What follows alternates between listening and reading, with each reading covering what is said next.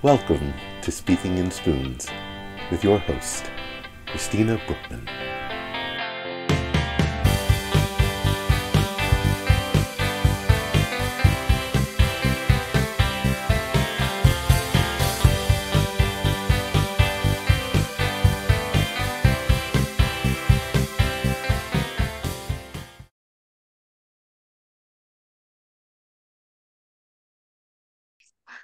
Hi, welcome to Speaking in Spoons. I am your host, Christina Brookman, with your co-host, Dr. Nate Strauss. And today we have a personal story of disability, um, my life with spinal cord injury. Thank you for being with us today, Sherry. We wanted to, sorry, thank you for being with us today, Sherry. Oh, it's my pleasure. And I was so excited about the blog that you started. So I'm happy to have you on here today. We both are. And I want to kind of pass the baton to you and give you the opportunity to tell us a little bit about yourself and your journey with spinal cord injury. Sure. Well, today, not not today exactly, but this month marks 40 years of me after sustaining a spinal cord injury when I was 16 years old. So it's hard to believe it's been 4 decades.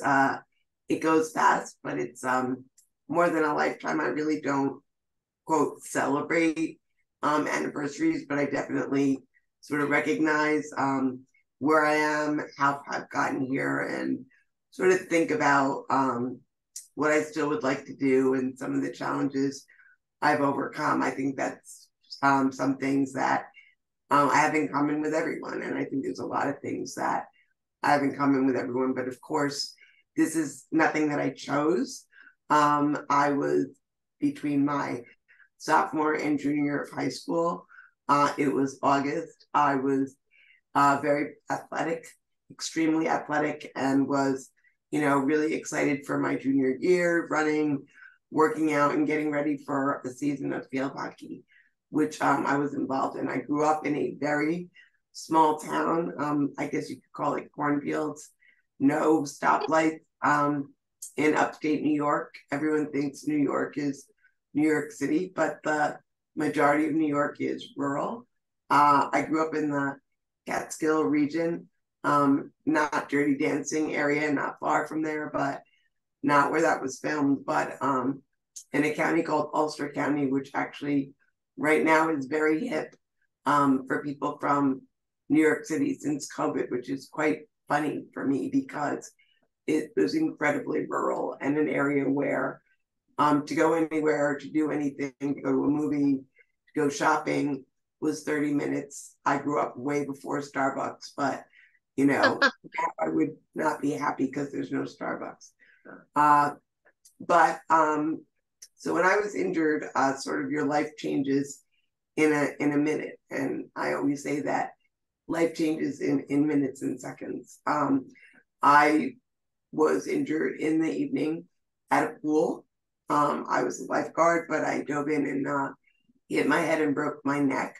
I'm a cervical injury. So for those who may not understand spinal cord injury, you can break your neck, you can break your back. And depending on where that break occurs, and every injury is different, some are called complete, some are called incomplete, but there are nerves that called innervate your spinal cord, and they control different function, whether it be your arms, your hands, you become very aware of your different muscles. For example, where my injury is, I have biceps, but I don't have triceps. And you don't realize how important triceps are until you lay down in bed and you can't, you don't have gravity to help you. So literally I can't hold a book in bed because I don't have triceps. So I use a motorized wheelchair. I can drive it myself. Those that may have a higher level injury, people will see doing what they call sip and pop for maybe using their fingers. But it affects my breathing. I only have half a diaphragm, so it's I was on a ventilator for a while. I had what they called a halo brace, which I laugh at. I don't know why anyone would call it a halo, but it stabilizes your neck, and it's goes down most of your body with sheepskin, but it literally drills into your head and holds your neck solid with 4 poles. And it does have metal that goes around, so I guess that's where they got the name halo. But you don't feel like an angel in it at all.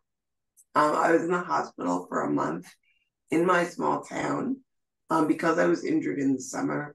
There was an effort to transfer me to a more extensive rehabilitation facility quickly, because there are many injuries in the summer. The majority of spinal cord injuries are car accidents and, unfortunately, shootings, but there are a lot of summer injuries that occur at the beach, and as well as many injuries which most people are familiar with that come from sports like football, where there's a high degree. So they wanted to make sure there was a bed.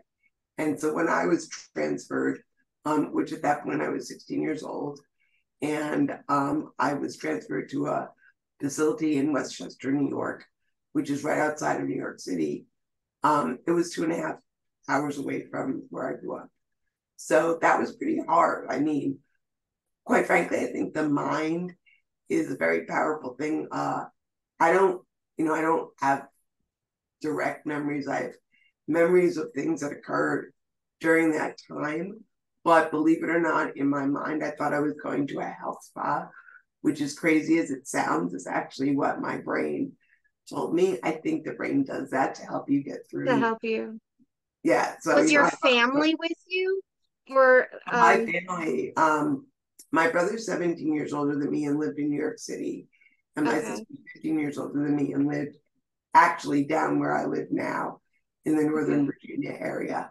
So I was 2.5 hours away from my parents.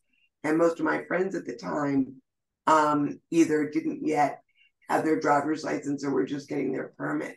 So it's not like they could alone, without a parent, hop into the car and drive on the major highways down to Westchester, New York. So it was very lonely. Spinal cord injuries typically are the majority male versus female, due to the nature of just the type of injury and what the reasons are for causing it. So I was the only female on my floor at the time, and mostly were male. A couple as a result of shootings. Was a taxi driver. Let's just say there was a very interesting list of characters. A number of men who did roofing type work. So I became the little mascot, I guess you would say.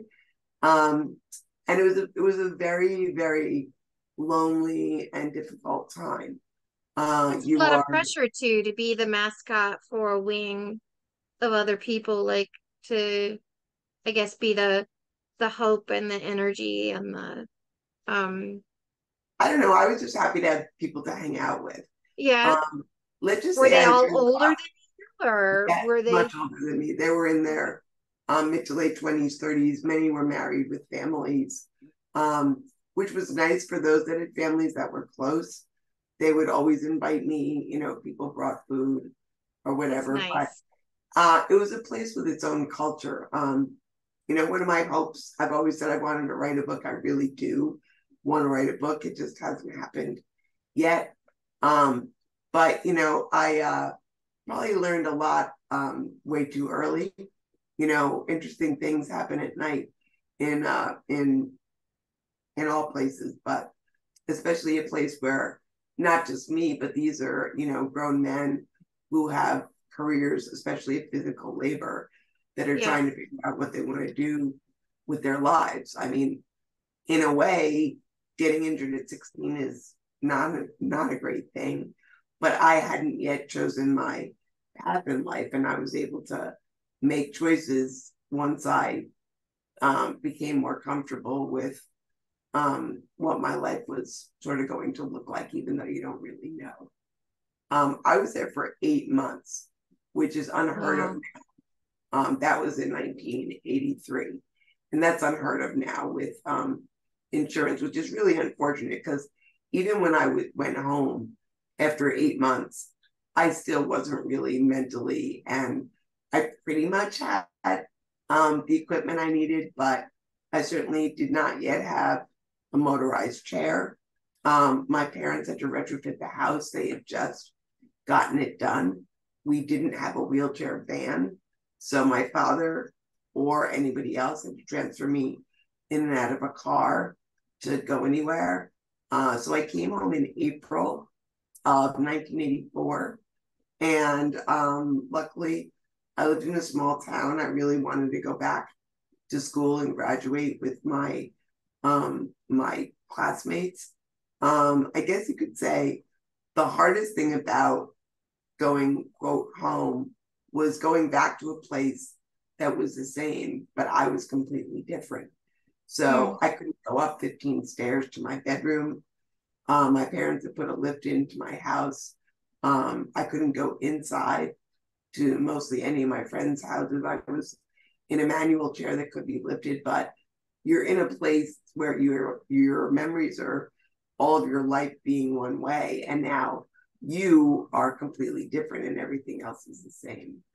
So that was very, very hard mentally. I'll never forget the first time I went back to my high school prior to going back to school my senior year, and I screamed the whole time to my father, I don't want to go, I don't want to go, I don't want to go.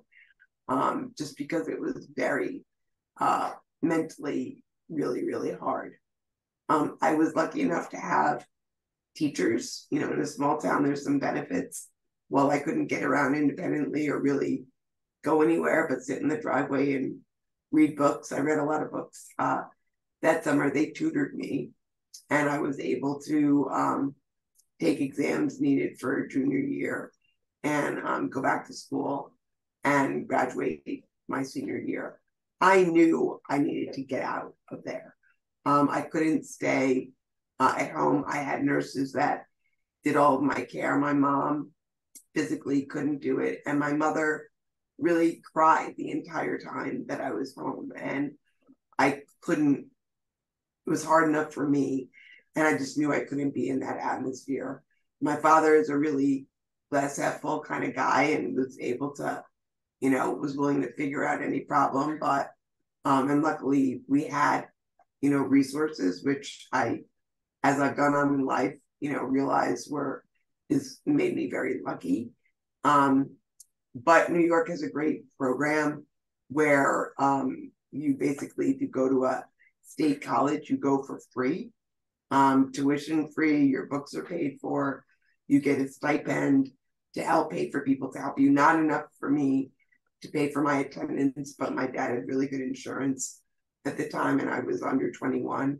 So I was able to have my care paid for when I was at college, which is really interesting to find a nurse who has to be in your dorm room. But believe it or not, it was the very much of a pre-internet era. So before you go to college, you get a list of names of the people that you're going to live with. And I had to make the choice of, do I or do I not tell when I call them up? I mean, obviously we were not doing iPhone calls nowadays, right? So, do I or do I not tell? And it was 4 women that I didn't know. I got my own room. We were a suite of 5. So 3 rooms, a common area, and a bedroom. And this was a college I decided to go to in Albany, New York, a state school, which is about an hour and a half from where I lived. So I figured it was easy enough for my parents to come if I needed help with something, but not so close that they could sort of just drop by. And that's important too, like having that independence. Yeah, I'm a very independent person. I did not drive. I was told at the time that I could probably qualify, but I wound up getting a wheelchair van that could be driven by somebody else, and my chair locked down. I didn't feel that I was safe enough based on muscle spasms, etc. Mm-hmm. I was more worried about the other people than me, and I think it would have been way too complicated. But even in Albany on the campus, it's a place where you really need your own vehicle. There's not a lot of public transportation, and it's a very snowy place. But back to whether I decided to tell or not to tell, I decided not to. My reasoning was this: I felt like I couldn't really describe my disability to them. They had likely never been exposed to a quadriplegic before. I personally didn't know what a quadriplegic was, or I had never seen someone who was a quadriplegic myself.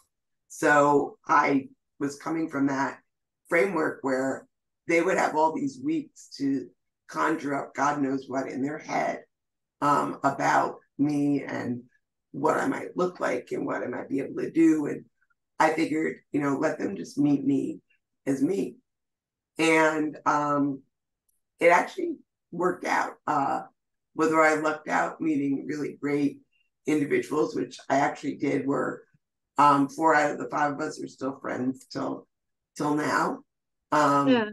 And in fact, I recently asked them, we all went away, and I was like reflecting, and I said, how come you guys didn't sort of freak out when you met me? I mean, I was this completely different than you had ever expected. You really didn't know a lot about me. I mean, we got close very quickly. When you live together, it's pretty hard to show what you can and can't do. And Yeah. they said, you have to remember that we were 18 and we were also pretty scared about leaving home as well. And at the time, I never thought of that. I was so focused on how unbelievably hard it was for me and scary it was for me to go off to college that I never, at that point, looked at the big picture, that they were in the same boat to some extent. I was talking about this the other day with friends. Someone asked me, did you take notes or how did you write? Because I can't use my fingers. I have a splint that I wear on my hand, and it has a pocket in it where I can put a pen and a fork to eat. Now, of course, a stylus, but back then that was not a thing, and you didn't even have a laptop to bring to class. You went and you physically took notes. So I physically couldn't take notes, and my plan was to tape with a little tape recorder that I had my class, and then go back to my dorm where I had a very old PC, in the era of floppy disks. For those that are listening, I don't know what era you are, you may not even know what that is, and a dot matrix printer, which got jammed all the time. None of the technology of today. And that I would listen to my class and type my notes. And that lasted about a week because there's not enough time in a day to go to double each class and take your notes from it. Right. So that wasn't going to work. So I decided that I was going to have to learn to write notes. And notes are a very personal thing. Everyone takes notes in their own way. Differently. Yeah. Right. But I decided I had to start somewhere. So I found a friend. Either I had a friend already in each class. My roommates were in a number of my classes. Or I would just ask someone, can I borrow your notes? And I would make a copy and I would start taking notes. And in the beginning, they were very rough. And I couldn't read them. Then I could read them, but they were too short. But, every single day, doing it every single time, I think at that time, I wound up being able to write a lot faster than I can write now. And I wound up being able, time after time after time, to take my own notes. So that was a really big, accomplishment at the time for me to be able to do, because then I had my own notes to study from and my own way of doing things. I wound up getting into applying to the business school in Albany between my in the fall of my sophomore year, and wound up graduating in 4 years, magna cum laude with a degree in finance and a minor in political science.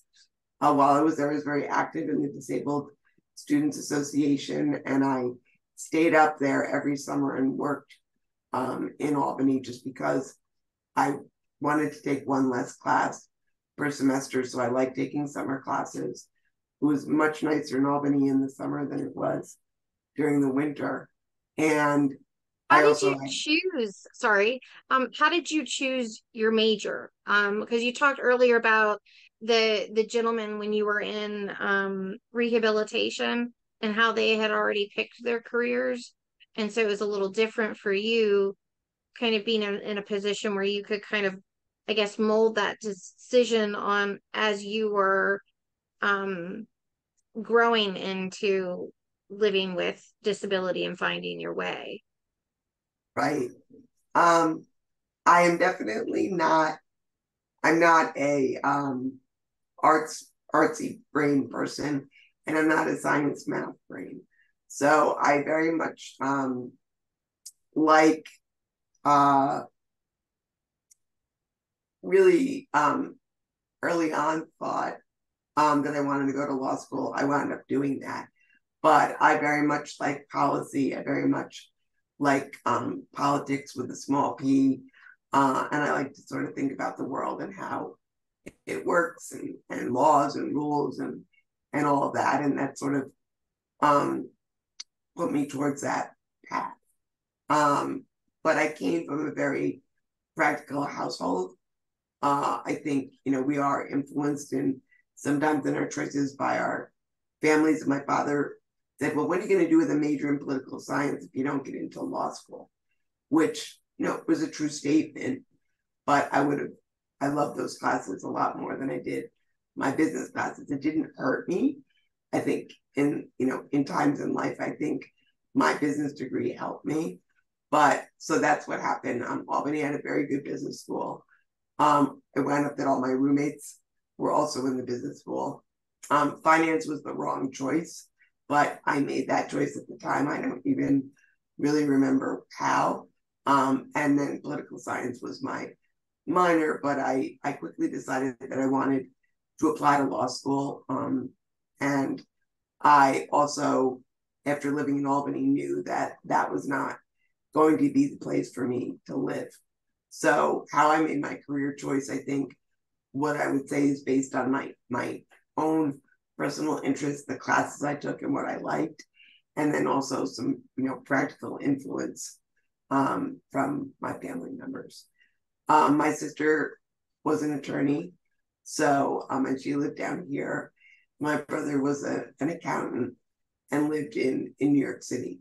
I knew I wanted to move to a city just because I wanted to be more independent and be in a place where I could get around and do things for myself and go places myself.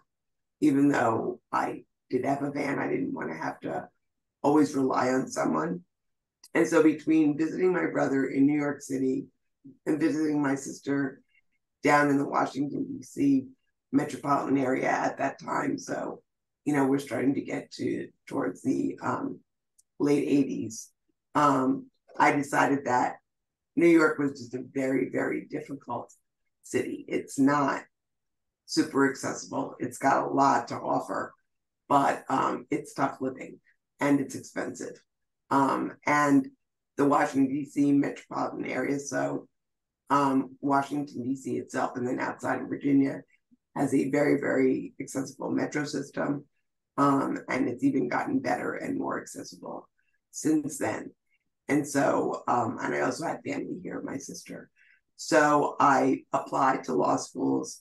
I came down to visit my sister and went to see all the law schools. I visited and applied to all the law schools in the Washington, D.C. area. And then I applied to Albany Law School as a backup, with Georgetown being my first choice, never expecting that that's where I would actually get in. And I did. So that was a big deal. It was very exciting for me. So I moved down here. In doing that, I had a lot of family support, especially from my sister, because at the time there was no accessible dorm. The law school really didn't have a campus. The law school is separate from the main campus of Georgetown It's near the Capitol. And at that time, all around it were basically old houses that were not accessible. So living near the law school was not an option. And Georgetown has a very good nursing school.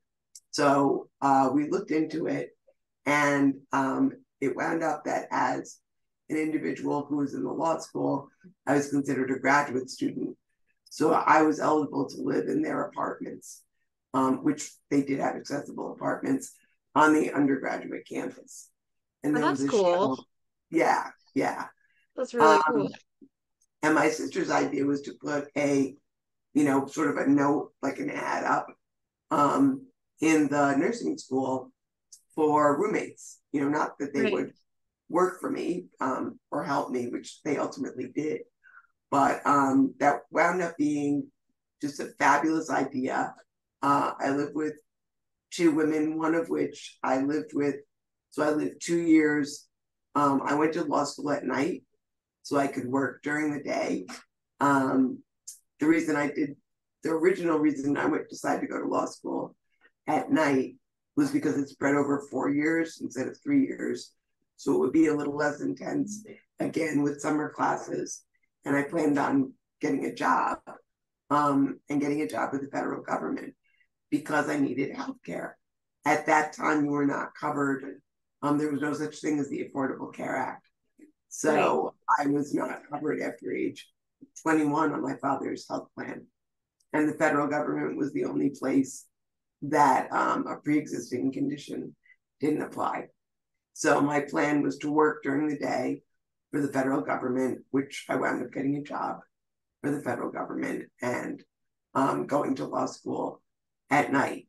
And it worked. It was not easy. If you ask me a movie or something, that happened, I guess big things in the world I knew about, but overall it was 4 years of a blur.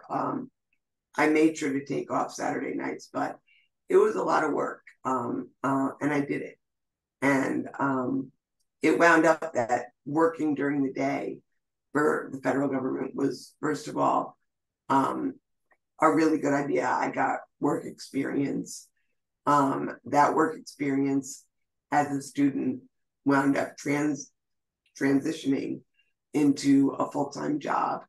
And I wound up spending 25 years of my life, basically my entire legal career, working for the federal government, having a great experience at great places, working with really smart people.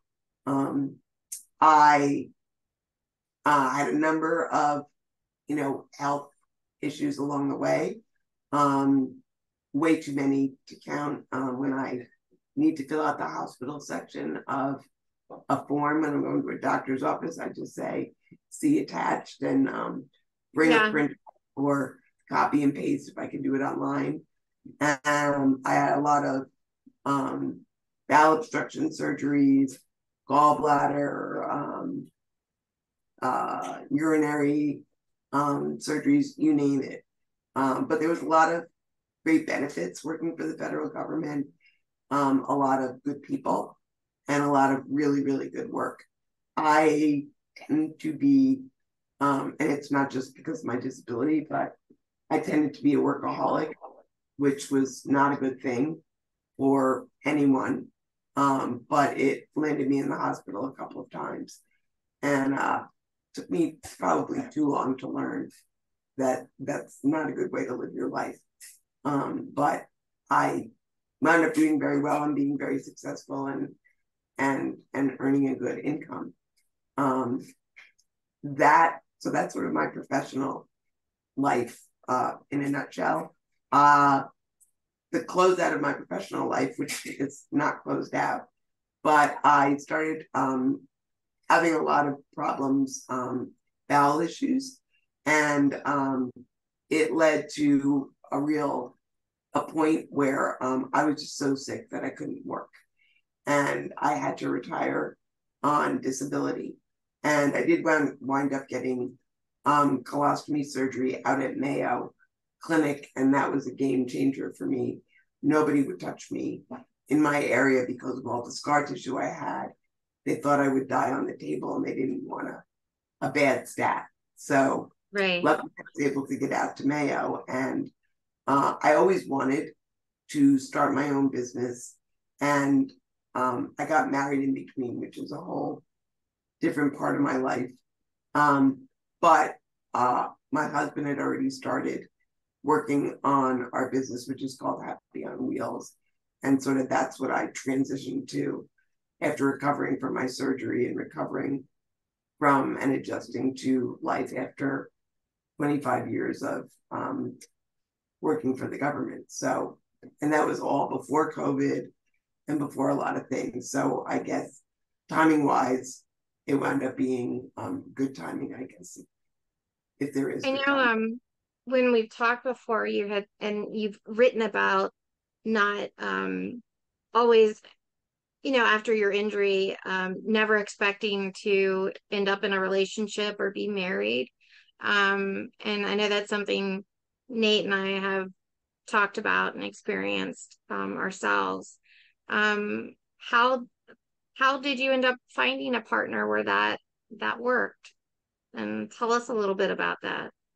Well, I made up my mind pretty early that this is even before, you know, seeing how difficult it was to date, but I made up my mind pretty early that I wasn't going to have children, even though that's something that is possible and quadriplegics do. But I have a hard enough time getting myself through the day, and I had enough health problems that sort of that was off the list.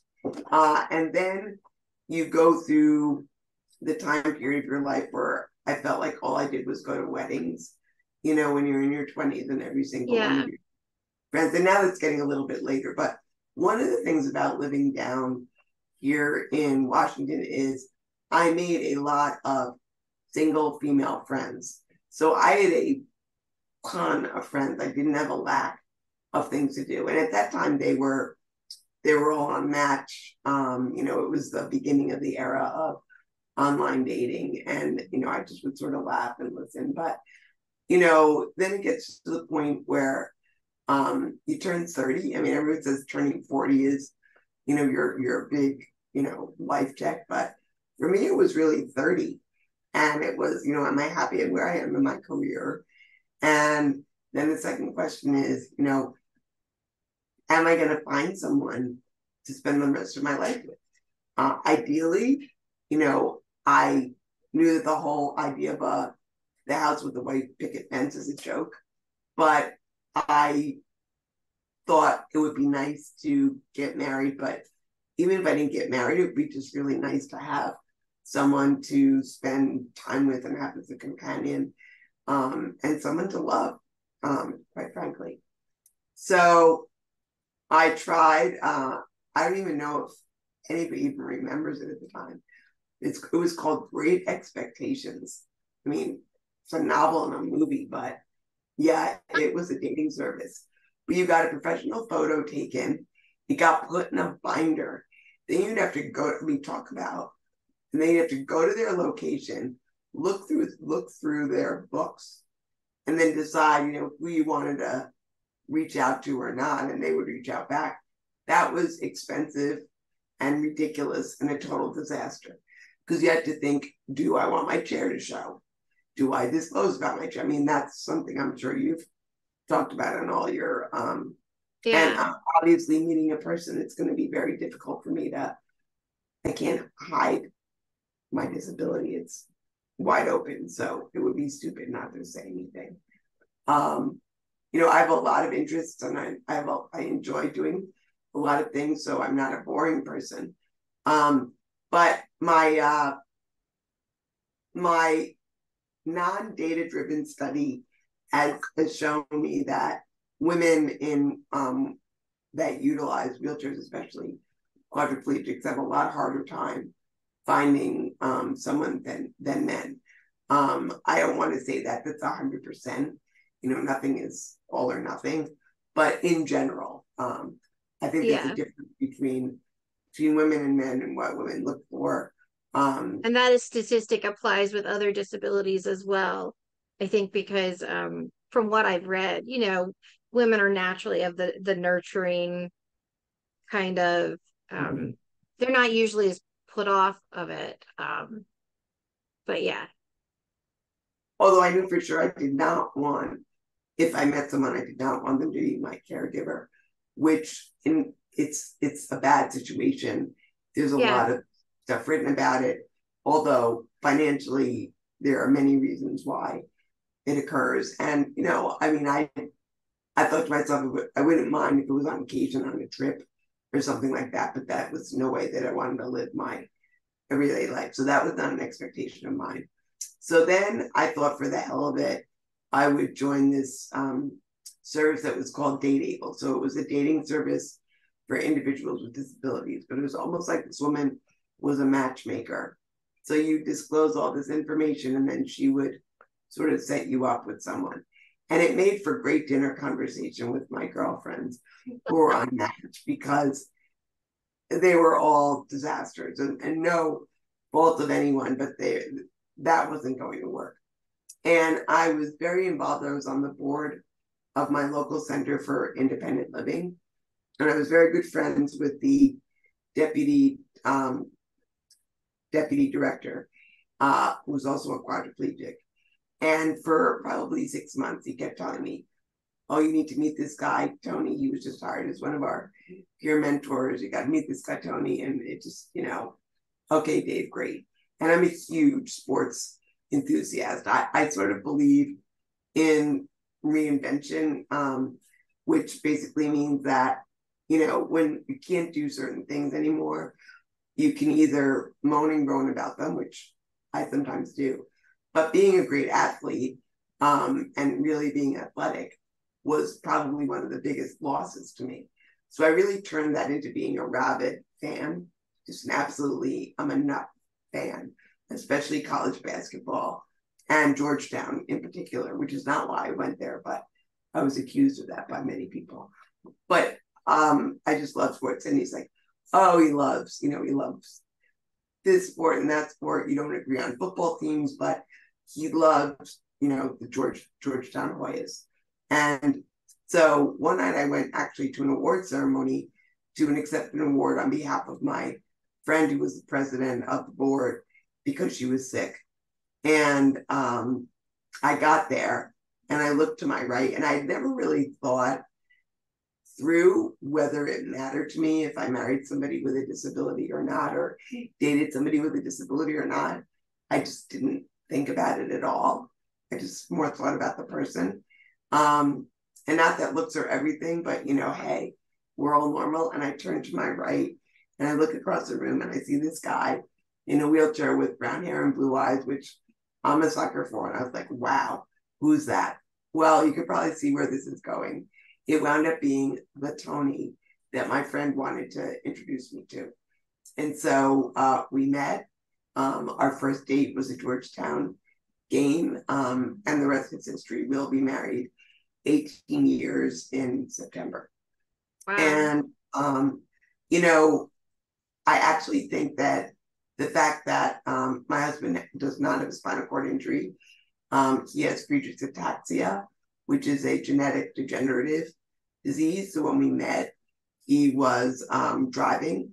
I no longer drive. So over time, there's certainly been, and it's a disease where it's different in everyone.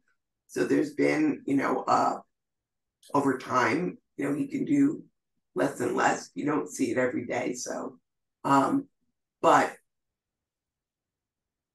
I think it really helped in our ability to relate on a much deeper level. Just living the disability experience, understanding loss of being able to do something and not being able to do it, the frustration of wanting to do something that you can't do. And then also the flip side, finding ways to really enjoy figuring out, new things to do, or enjoying simpler things like just each other's company and having a latte and sitting out on the terrace, things like that. So, marriage is marriage. I mean, there's certain things about, even though you have a disability and you're married, that are no different than anything else. I spent the morning on the phone with, people coming to deal with fixing our washing machine. I mean, life, there's certain parts of life that are universal. Yeah, But you know, can't imagine life without Tony. that's great. Um, uh, in that regard, like we talked about and it's something Nate and I've kind of talked about in the past, and I know you'd mentioned feel free to ask anything. But we've you and I have talked about, and you mentioned your bowel issues and bladder issues, and with the spinal cord injury, and I know with disabilities, intimacy can be greatly figured or affected, and that's a huge part of human connection. So for our followers out there, how have you, and that's something both Nate and I have had to get creative with sometimes.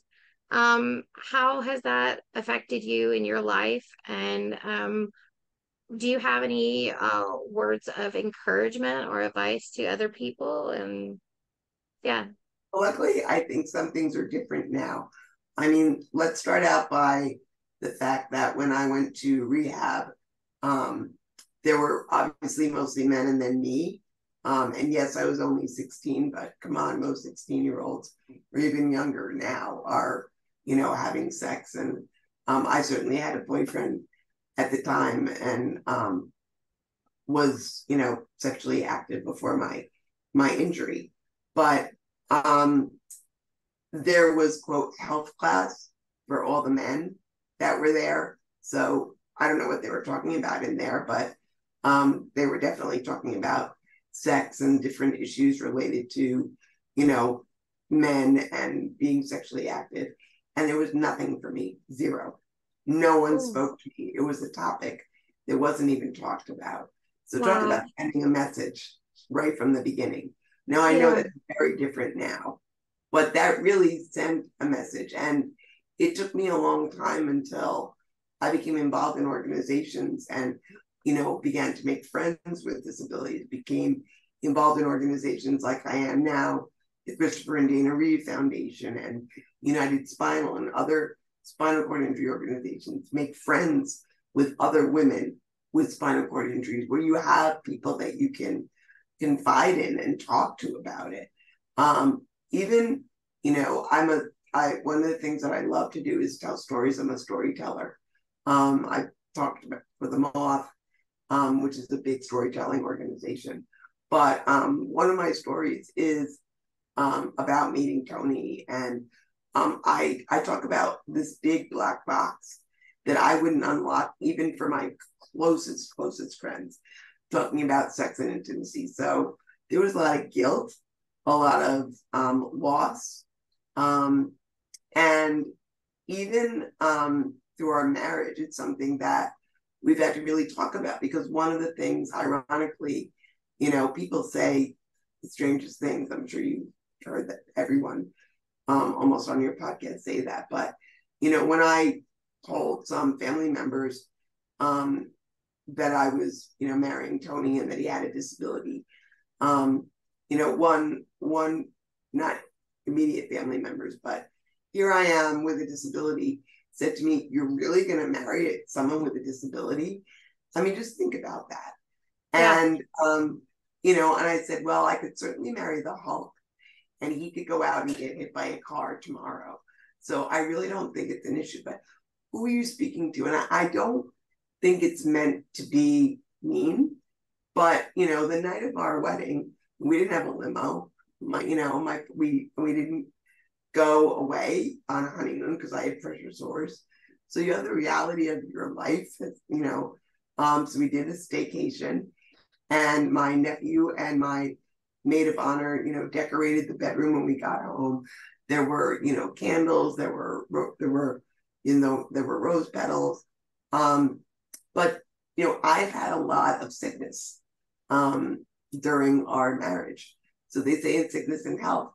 And there's been a lot of times where it's been a long amount of time where I had no energy, no interest, no thoughts of even the ability to be intimate and have sex was just way too much for me because I was sick.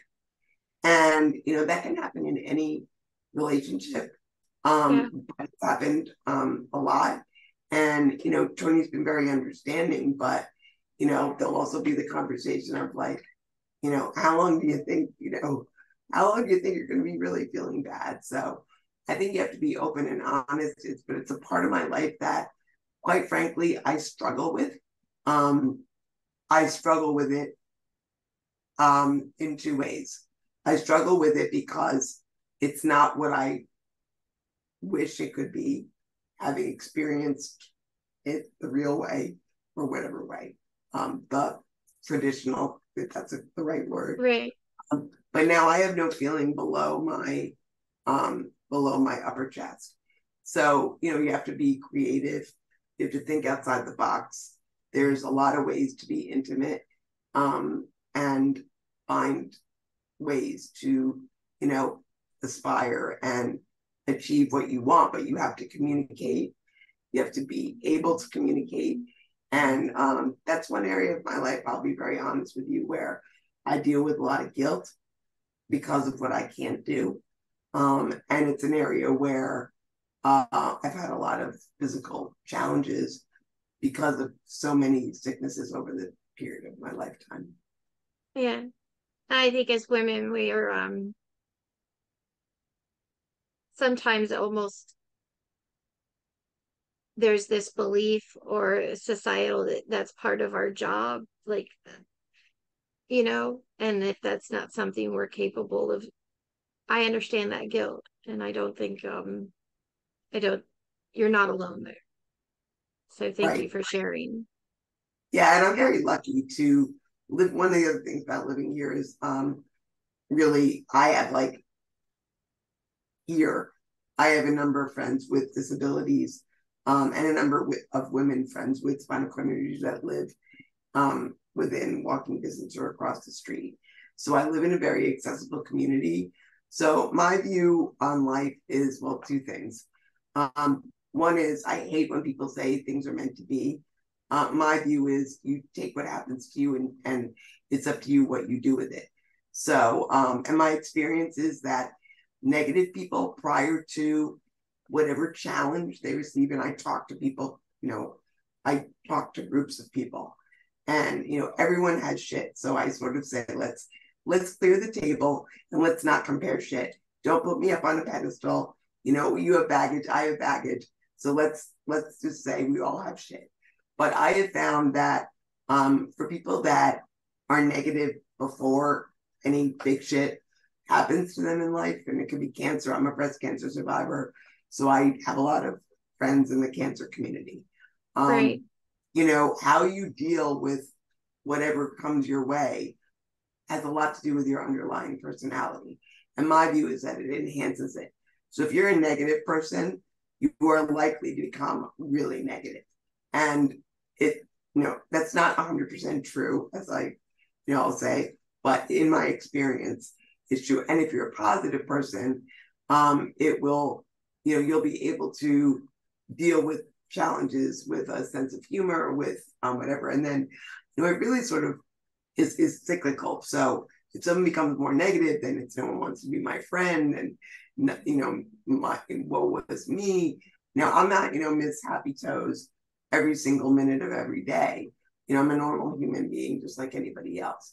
But I found that it took too much energy to be angry all the time.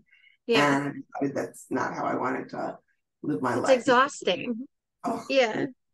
And I think people can change that mentality, but they have to want it. You can't, that has to be their choice. Mm-hmm. Do you have any questions, Nate? Oh, sorry. Sorry, Sherry. What were you? It's really important to find community wherever that is. What do you like to do? Whatever that is. And it doesn't have to be in the disability community, but I think at least some aspect of your life should include, and now there's so many ways to do that, to find out information, to connect with other people with a disability in chat rooms and in all kinds. And there's so much more available than there was when I was injured. I can't be an advocate full time. It's exhausting, but I Yeah. love what I do at the Christopher and Dana Reeve Foundation, and that's where I've chosen to spend my time now. I've switched, but flip side, I've been on an alumni board at my university because I really wanted to give back because they gave so much to me. So, finding things that you enjoy and want to spend your time with and trying to have some balance. So there's some things that are just sort of universal. But, you know, having a village, I mean, is important for everyone. And I think especially for me, because when times are down, when things are rough, you really need people. It's amazing how much, like, listening to your story, accessibility is such a huge thing that people don't, I think about until it happens to them or a loved one. I know, same with myself. And but it's amazing how much transportation is just like being like what the things that you are able to access and do and get out and do because you're in a place that not only has good transportation but accessible transportation. Mm-hmm. Yeah, that's And I'm able to live somewhere. So I realized that I can't change my disability, but I can control my environment. yeah, Now, that also obviously depends on resources, depends on, Frederick's a great place and it's beautiful and it's becoming a great place to be, a lot cheaper than Northern Virginia. And it's got beautiful open space, which I realize when I go visit where I grew up that I miss. But I also, kiss the ground when I come back to Northern Virginia because I can just yeah, roll out my door and people know me at different places. There's a neighborhood feel. yeah, I can go to the dry cleaner. I can go to the grocery store and ask someone to help me. And I can be independent. And I can't do that myself without my environment without the that environment. way. Yeah, And I really so I love one of the things I love doing is, and I feel that it's a moral responsibility, is to help others or give back to others that get referred my way, whether they have the spinal cord injury or any other type of disability that want advice or assistance with something. I try my best within my time frame to help. And I hope that this, podcast, we have our own website. It's happyonwheels.com. And we're also on all social media. We blog and we have pictures and talk about real life. That's only one part of what we do. But another big part of what I do is work with students with and without disabilities. I'm preparing for college, grad school. I also help individuals with and without disabilities with their resumes and job seeking. But I feel, especially with individuals with disabilities, I have a moral obligation to give back, to give advice to individuals so they don't have to go through. If I have had to do the work to figure something out to get to a positive result, why should somebody else have to go through that same amount of, mental and physical, whatever to get there? If I can share it in a blog, if yeah, I can share it through this podcast, whatever media I have an opportunity to do so, I think I view it as a moral obligation. No one was there to do it for me.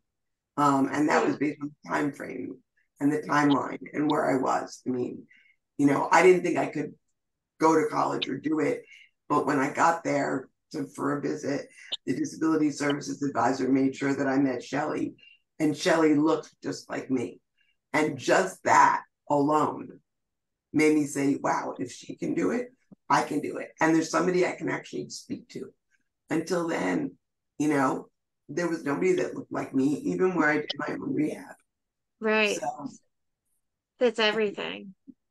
And we will have Happy on Wheels on our website. We're going to put a connection. So for our followers, great. Happy on Wheels blog and social media links will be on our website with Sherry's bio. So, Nate, did you have any questions or I don't have thoughts? I don't have any questions. It's a very inspiring story. I was really just listening the whole time. Like I was enthralled with like can I just summarize what I just heard? Like quadriplegic at 16, then you have the gall to go to college, and then from there you go to law school, and then on top of that you get married, and then you also become a breast cancer survivor. It's just like, is there nothing you can't do with what you've been given? Like, I think your will is so, I'm in awe of what you've accomplished. Well, thanks. Yeah, I'll throw in the breast cancer. I mean, I was very, very sick. I went down to the Shepherd Center in Atlanta for surgery on wounds, and wound up, it turned into a shit show. And, it's sort of like Gilligan's Island. I was supposed to be there for 2 months and I was there for 8. But I got home and 2 months later was diagnosed with breast cancer. And when I told my friends, it was sort of like, this has to be a bad movie. I mean, it has to be a bad movie. It really was. It was a bad movie. But the irony of it was that actually I could control my decision making. So in all my other times of being sick, I was so out of it that there had to be people around me making decisions. Or I was basically sleeping most of the time. But, with breast cancer, I was aware of what was going on and I could make the decisions.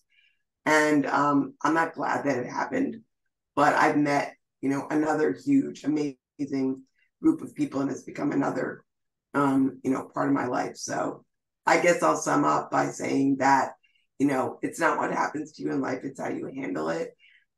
It's also, I don't discount the fact that I have an amazing family, a great husband, and wonderful friends. And that really helps you when you really think that, today's just it. And trust me, I may seem, you may feel in awe, and that's very kind of you. But there are days where I'm like, this is it. Que sera, sera. It's been a great ride. Obviously, I know there's always tomorrow, and I know those days it's probably a good idea to go to bed, watch some good TV, and get up and start again. But it's the waking up and making the Yeah. choice to start up again. And I think that's like what you said, Nate, it's just the incredible will. And I'm sure a lot of that also comes from your training in sports and stuff, and your resilience and mindset. And like you said, your family support, like community is everything. Yeah.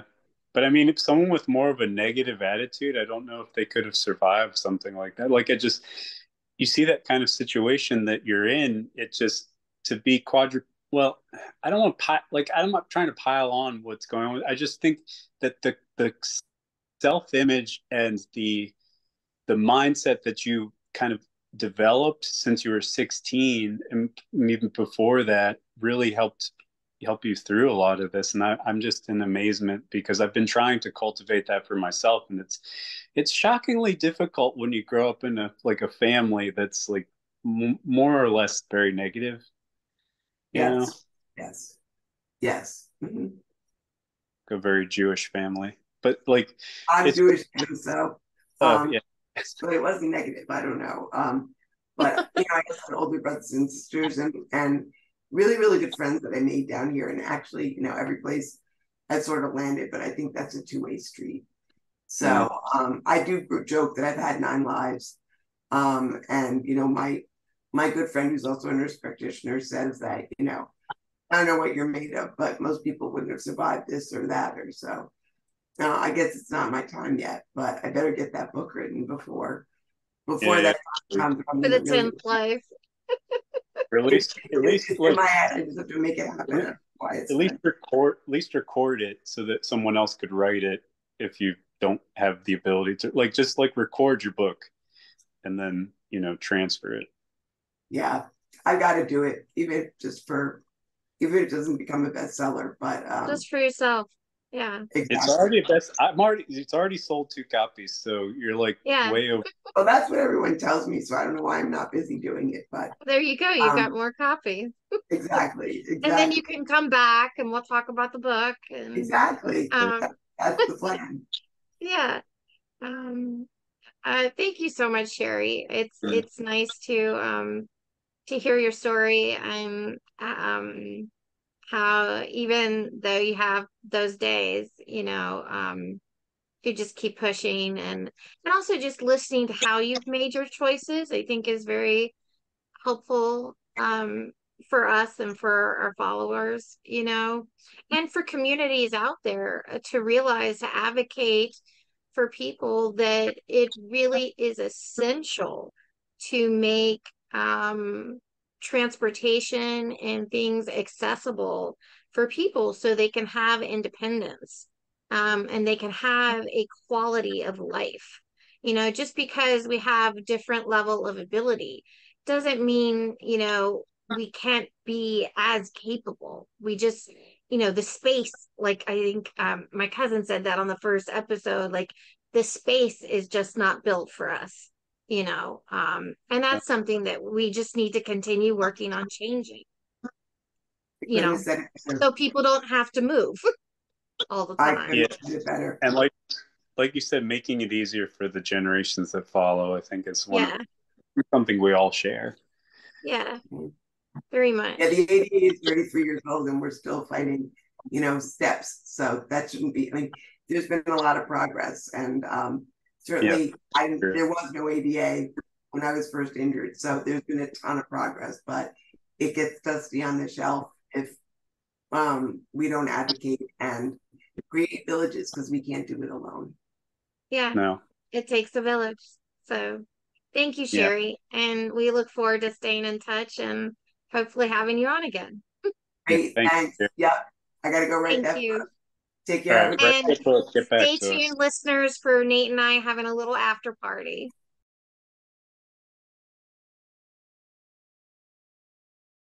Hi, welcome back. This is Christina Brookman, your host, with the handsome Dr. Nate Strauss, and we are here for our after party for Sherry, Happy on Wheels. I did, Nate, we both talked about how much we love this interview. Tell me your thoughts. I mean, it was one of my favorite. Like, I didn't ask any questions really. I just listened to the story. Like, I didn't have any questions. I was in awe almost. Like, I know it's weird to say that you're in awe of someone that was like very disabled, but I think what she did with that lot in life is something we should all aspire to. Like, I know maybe it sounds better. Like, I know it came with a lot of downside. Yeah. But somehow she like persevered. Like she was quadriplegic at 16, and I don't know where my head was at 16.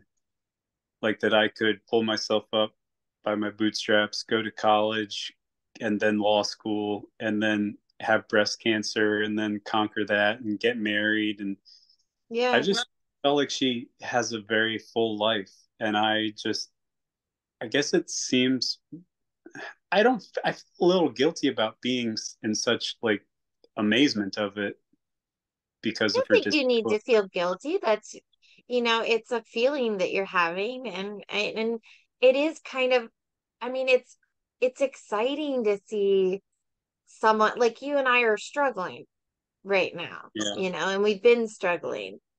So I don't know, it just gives me a lot of hope to look at someone who has taken such what some might consider a horrible situation and just made a beautiful life out of it. Like she said, she has her downs, she has her times where she's angry or depressed, but just like any person, but she wasn't gonna let it beat her. And I think it goes back to what you said in the last episode with John, where you're saying to the audience, it's you take back your power. Right.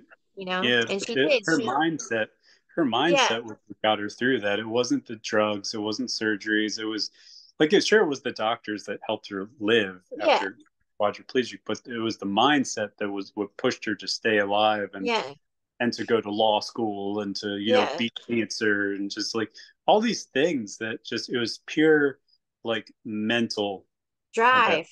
Tons of drive.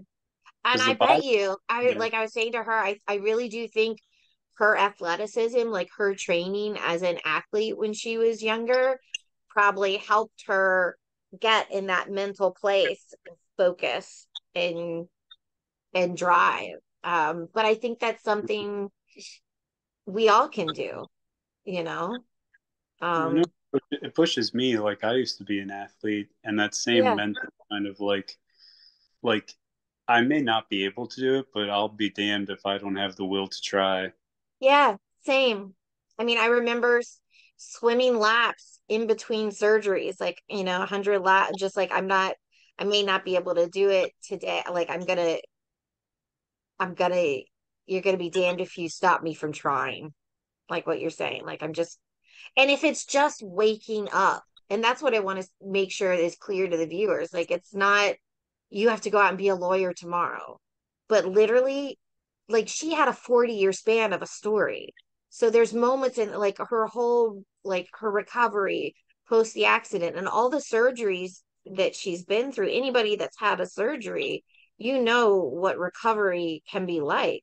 So it's that, and a lot of people with chronic illnesses, I think, can identify, because you have peaks and you have valleys. You have times where you're better than and times when you're not. And it's about when you're in that valley, still gustering up the strength to make it up another hill, and say, Yeah, and loving yourself. You have to love yourself and say, I deserve this. I Never mean stop that. loving yourself. I always said that God is one of the harshest teachers because he gives you the test before he teaches you about it. Like the exam comes first and then the lesson, you know? Like that's what life is. Life gives you the test and it's up to you what you take from it. Huh, I like that. Yeah, I know. Me too. Yeah. That's why I remembered it. That's why you're so smart, Nate. Yeah, I'm full of all these little like, you know. It does also make me think a lot more about my own spirit. That all of this has made me think about my own spirituality and what I believe, what I don't believe, what I'm not sure of. Well, But I mean, God, no God, it doesn't matter. Life is going to go on no matter if there's a guy watching over you or not. And it's up to you whether you feel like the will to continue or I'd not. Like, like there to be, you yeah, know. me too. I would love there to be some guy pulling the strings that's on my side, but I don't know. I mean, ultimately, God has everyone to worry about, and at the same time, I guess no one to worry about because it's happening no matter like what you. I mean, I know there can be miracles, but at the same time, life has consequences and actions, and it's just like that. Life is just how you live it, and Yeah, that's the game, you know. and you have to live it. You And at can't the give end, up on living. but at the And end of that the can be game, really hard. but when the game's over, whether you're a king or a pawn, you go back in the box. Wow. That I was know, deep. right? Mind blown. I But know, it's but so true. And I think disability is, although the sad thing is, I'd like to say that disability is the same whether you're king or pawn, but the way you're treated can be, your access well, to resources can be yeah, different. you're depending on the resources that are available, and sometimes that can be a negative. Like sometimes when you have healthcare in a way where they are the authority to your like self, you know, like they Yeah. become the authority of how your treatment goes, that can be a negative too if they don't know what they're doing or they think they're doing something right and it's not fitting your lifestyle. Like especially when you get put in like a cookie cutter of like, hey, I have cancer, and then you get slotted in. Like not everybody's cancer is the same. Not everybody's, you know, um Eller's the Nobody's, same. Like I just yeah. like you get put in these boxes of treatment and that can be, I mean, that can be bad too. That's why I say, like I said on the last one, that you need to be your own advocate Yeah, absolutely.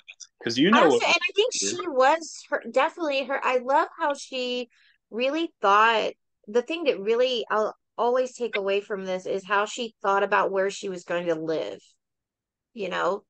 Um, and like, she And a lot of us don't get to choose. Like I didn't get to choose where I'm living now. That was kind of chosen for me. Me too. But I am choosing to stay here. But I am scared to leave because I'm so dependent on everybody else around me physically. But it gave me inspiration to start looking. I'm only 41. I've got my whole life ahead of me.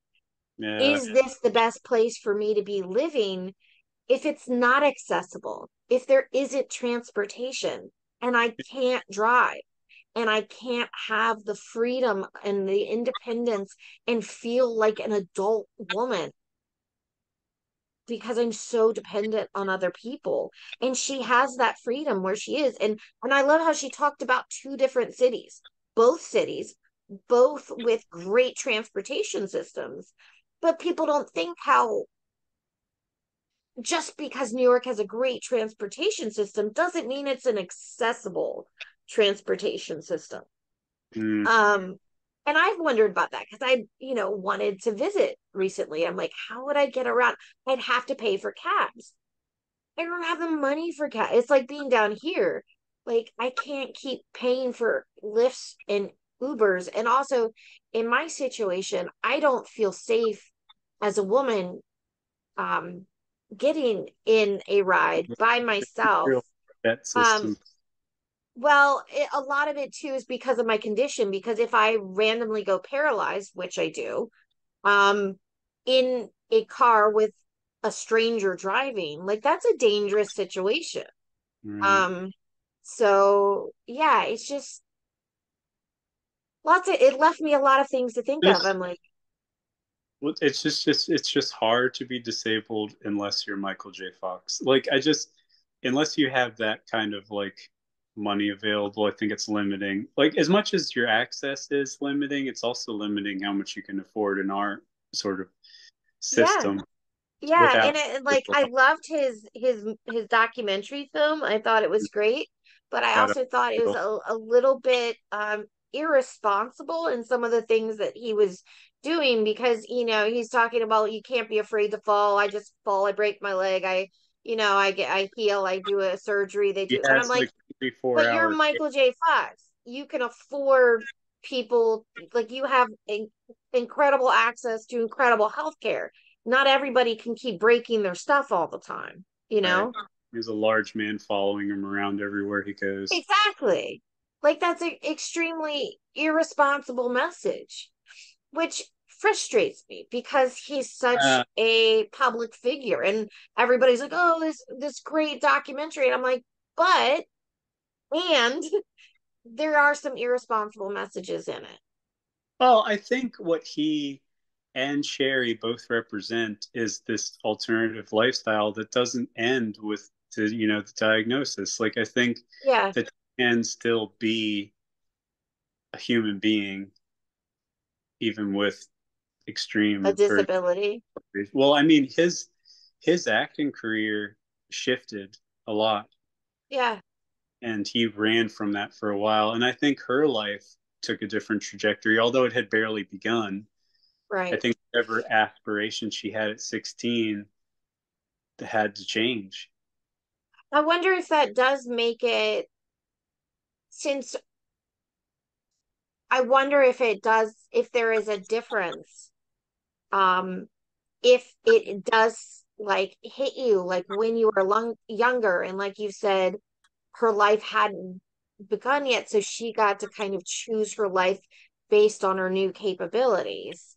It doesn't mean she didn't grieve and she didn't lose dreams that she had dreamt of as a young girl, you know, like um I remember Joe Beth and talking about her graduation and wanting to walk across the stage, or her prom and all of and getting married, all of these things that you think of when you're a young girl. Those are or intimacy, those are things you think of. And so They're all there's absolutely that grief, but to be able to build it earlier versus like you and me or like Michael J. Fox and other people, where you've built your life, you've worked towards something, and you've Well, invested all this time and energy, and then you can't. I didn't get disabled until I was 31, but I Yeah, got diagnosed at like 25. So it was like a year after college. So whatever confusion I was about what to do after college, I suddenly couldn't, like I couldn't, I was afraid to travel. I was afraid to, I don't know. I like ended up turning my life over to this girl I was dating in a lot of ways, but then when I really lost a lot. Um, but I eventually I focused up because of the illness, and then I went to yeah. school, and that's how I ended up with my doctorate. But if I hadn't gotten sick, I don't know if life would have sent me in that path, because And maybe we I waste wanted, too much time like thinking the what ifs, you know? Because I do well, that a lot. can't do it because You it can't. doesn't matter. Like you make choices and you live with those choices, and that's part of life, just Yeah. I just don't. It's just what the message I wanted to say was that life doesn't end when you get sick. If anything, No. if anything, you're like a phoenix reborn. Yes. I mean, a kind of a lame phoenix who is supposed to hold you. Still, like you're new, and your You're life is new. Well, different. and I think, and I do think disability and sickness does give you an insight to something many people don't get until later in life, and that Yeah. is Smart. love and self, I mean self-love, but also um what real love is, because the good people stay and the good people invest time in you and make time for you. And True. the people that don't really love you or don't really care about you, they fade away. And that's so hard. That's so hard emotionally, but everybody eventually gets sick at some point and learns this. It's just who's Or has, like my parents having, they're so scared as they're getting older, because you're getting closer to the age of death, and that's very scary. But I feel like my body in a way has slowly been dying for many years. I'm just trying to keep living while I'm dying, if that, like, I mean, like Sherry and I had talked about this. I don't know if we did it on the interview, but we talked about having to wear diapers and like having to have those conversations with other people, that are older, and it's very, very hard for them emotionally. And I'm like, it's hard for us too, having to have this stuff, but I'm kind of glad I'm dealing with it now and realizing who can deal with it with me. I'm realizing they're really, so far I haven't, but I've got great friends. I've got great friends. yeah, because you trimmed the herd. Trim the herd. I Yeah, think the I mean herd left. that. Well, you trimmed or they trimmed. Like it's just Yeah. like I know I had a lot of friends after college, but a lot of them, I guess, faded. I mean, a lot of them got married and kids and stuff, and I Yeah. understand that they have lives separate from, me, but I just feel like I didn't get invites to weddings. I didn't get, Yeah. like stuff. Like I kind of pulled. Some of it was me too, like me pulling away, but at the same time, also Yeah. just less interaction. Well, thank you to Sherry. Thanks for giving us some hope and something to remind us that we are not dead yet. So keep living, keep pushing, keep advocating for yourself, save your spoons. And we got more coming up on our show. So stay tuned. Thank you. Save your spoons.